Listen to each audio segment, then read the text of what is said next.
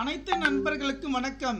இந்த வீடியோவில் எதை பற்றி நம்ம பார்க்க போகிறோன்னா, நீங்கள் அனைவரும் எதிர்பார்த்து கொண்டிருந்த தமிழக அரசு போக்குவரத்து துறையிலிருந்து டிசம்பர் 20 அல்லது 25க்குள்ளே இந்த நோட்டிஃபிகேஷன் தான் சொல்லியிருக்காங்க. நீ எப்படி சொல்கிற அந்த முழு டீட்டெயில் கேட்கலாம்.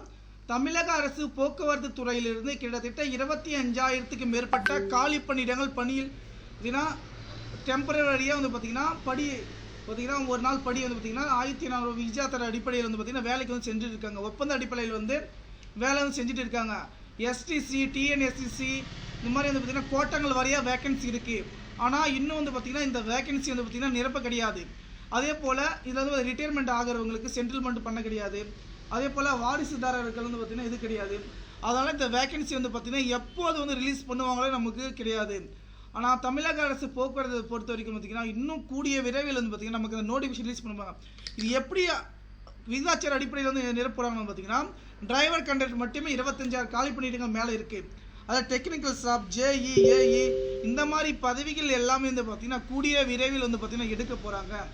ஏன்னா நண்பர்கள் வந்து பார்த்திங்கன்னா இதனுடைய இது எப்போ தான் வந்து பார்த்திங்கன்னா இந்த வேகன்சி வந்து எடுக்குவாங்க நம்ம வந்து பார்த்துட்டு இருந்தோம். ஆனால் கண்டிப்பாக வந்து பார்த்திங்கன்னா இந்த டிசம்பர் இறுதிக்குள்ளே நமக்கான இந்த நோட்டிஃபிகேஷன் வந்து ரிலீஸ் பண்ணிவிடுவாங்க. நன்றி.